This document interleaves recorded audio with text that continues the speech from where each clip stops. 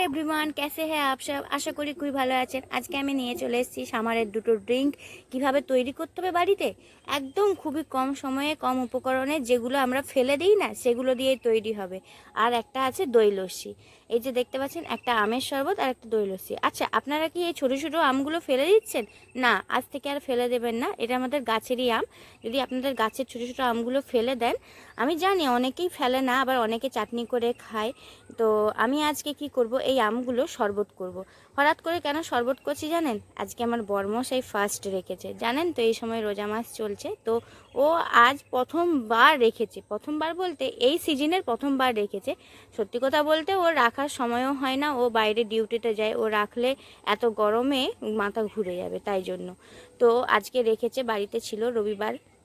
তো এখানে দেখুন আমি কি সুন্দর আমগুলো ছিলে নিয়েছি। ছিলবেন, আর ছিলে অবশ্যই জলে ভিজিয়ে রাখবেন, না হলে কালো হয়ে যাবে। দেখতে কালো হয়ে গেলে আর খেতেও কালো হয়ে যাবে। তারপরে আর কি একটা মশলা তৈরি করব। নুন দিয়ে তো ওইটাকে সিদ্ধ করতে দিয়ে দিয়েছি, জল দিয়ে এক ভাপেই সিদ্ধ হয়ে যাবে। মশলাটা করলাম জিরা আর গরমরিচ। অবশ্যই করবেন, দুটো রেসিপিতেই কাজে লাগবে। এই যে হয়ে গেছে আমগুলো সিদ্ধ, কি সুন্দর দেখুন, একটু খুন্তি ছোঁয়াতেই একদম গলে গু হয়ে গেল। এ বাবা কি বলছি তো এখানে দেখুন বেশ কি সুন্দর হয়ে গেছে আমার আমগুলো পেস্ট। তারপরে আমি মশলাটাকেও পেস্ট করে নিলাম। ঠান্ডা করে নেওয়ার পরে, অবশ্যই ঠান্ডা করে পেস্ট করবেন, না হলে অতিরিক্ত যদি উষ্ণতা থাকে তাহলে বাইরে বেরিয়ে চলে আসবে আপনাকে উকি মারার জন্য।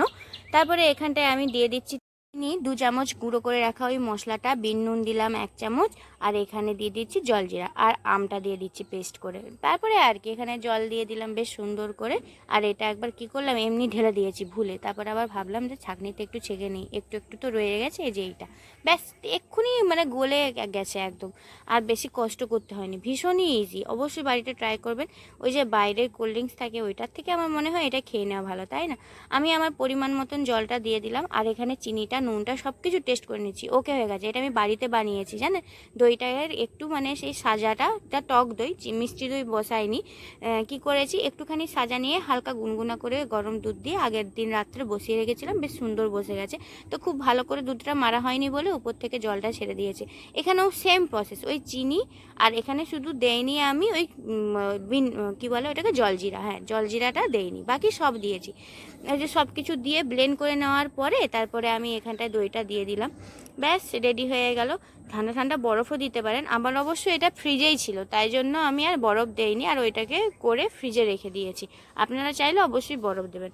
আমি এখানে দই লস্যিটা দেবো বলে লেবুটাকে স্লাইস করে কেটে একটু ডেকোরেশন করে নিয়েছি। আর যেটা আমের শরবত, সেটা ছোট্ট এইটুকু কিউটি পাই আমটাকে দেখুন আমি এখানে ডেকোরেশন করেছি। কেমন লাগলো আজকে ডেকোরেশনটা অবশ্যই বলবেন। আর যদি ভিডিওটি ভালো লেগে থাকে তাহলে লাইক করবেন আর সাবস্ক্রাইব করবেন। আর যদি ভিডিওটি না ভালো লেগে থাকে তাহলে ডিসলাইক করবেন। সাবস্ক্রাইব তো করতেই হবে না, ডিসলাইক করলে কি আর কেউ সাবস্ক্রাইব করবে কি? করবে না। সে যাই হোক, আমি তো আমার ড্রিঙ্কটা এনজয় করব। অসাধারণ লাগে এই ড্রিঙ্কটা। তাহলে আপনারাও কবে বাড়িতে বানাচ্ছেন তো? যদি বানিয়ে থাকেন আমাকে অবশ্যই বলবেন কেমন টেস্ট হয়েছিল।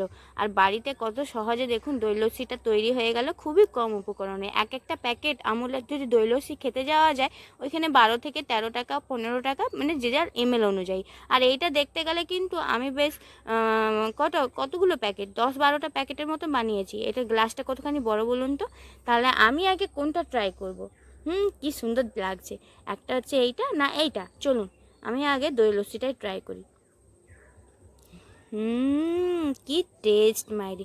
অবশ্যই এই দই লস্যিটা ট্রাই করবেন। অতিরিক্ত গরমে ঘুটঘুটে এই দই লস্যিটা দারুণ লাগবে। দেখুন আমার ছেলেটা এখানে এসে আমার আমটাকে ফেলে দিল, কত সুন্দর লাগছিল। আবার বলছে এটা তো ফেলে খেতে হয়, এটা কি খাবে নাকি? বলছি হ্যাঁ খাবো। তা আসবো আরেকটি ভিডিও নিয়ে, টাটা।